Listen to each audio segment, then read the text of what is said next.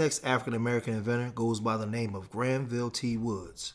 Born on April 23, 1856, most reports indicate he was born in Columbus, Ohio, the son of Taylor and Martha Woods, and that he and his parents were free by virtue of the Northwest Ordinance of 1787, which prohibited enslavement from the territory that included that would become the state of Ohio.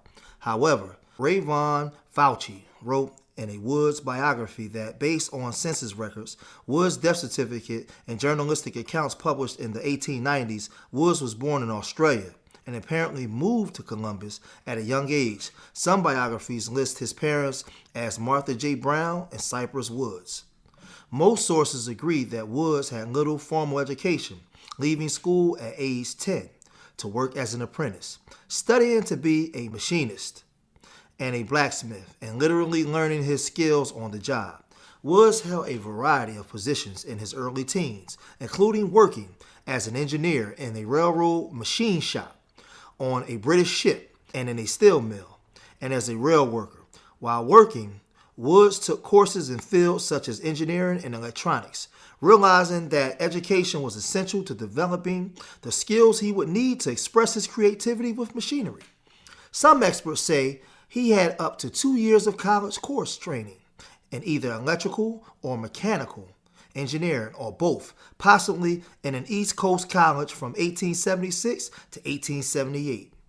In 1872, Woods obtained a job as a fireman on the Danville and Southern Railroad in Missouri, eventually becoming an engineer and studying electronics in his spare time. In 1874, he moved to Springfield, Illinois, and worked in a rolling mill.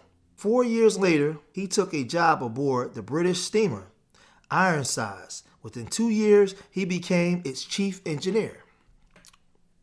His travels and experiences finally led him to settle in Cincinnati, Ohio, where he dedicated himself to modernizing the railroads and its equipment. Woods invented more than a dozen devices to improve electric railway cars and other devices for controlling the flow of electricity.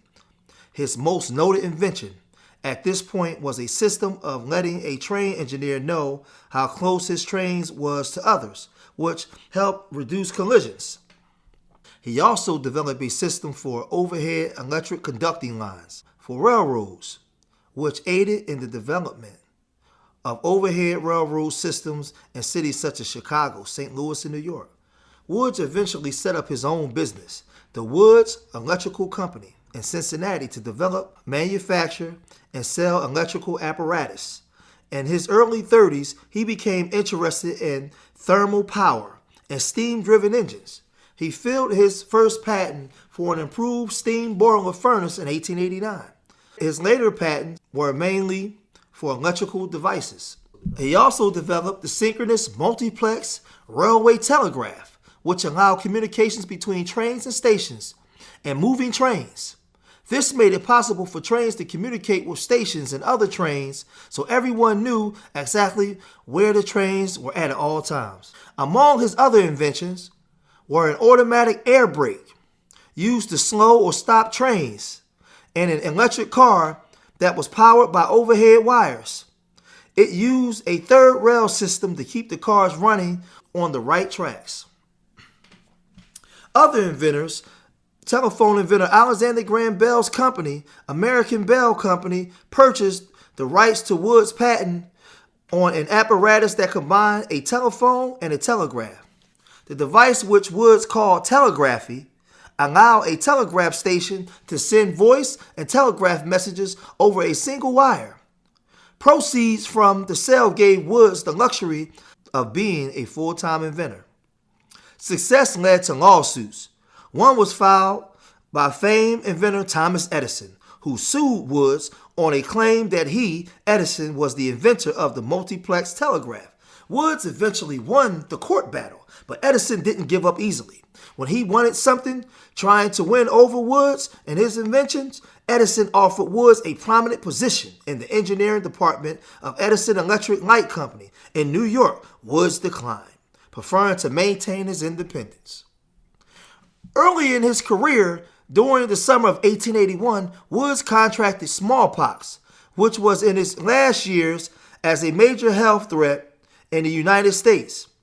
The often fatal illness sidelined Woods for nearly a year and left him with chronic kidney and liver disease that might have played a role in his early death. He suffered a stroke on January 28, 1910 and died in Harlem Hospital, New York, 2 days later. During his smallpox illness, Woods was quoted as saying he had to take extreme measures to support his family. Another reference in 1891 mentioned that he was being sued for divorce. Generally, through newspaper accounts referred to Woods as being a bachelor.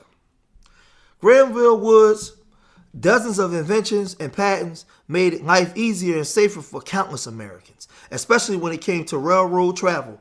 When he died, he became an admired and well-respected inventor, having sold a number of his devices to such industrial giants as Westinghouse, General Electric, and American Engineering. Decades later, many of his patents have been assigned to major manufacturers and electrical equipments that play a substantial role in our life today. To the world, he was known as the Black Thomas Edison, and his numerous inventions and improvements today existing in technology seem to support that characterization. He will go down as one of the greatest African-American inventors of all time. Thanks for watching the Urban Nerds Worldwide channel. Be sure to hit that like button and make sure that you subscribe to the channel. I hope that you guys are supporting Urban Nerds and supporting this project that we're doing. We're looking forward to seeing you in the future. Peace, love, and hair grease.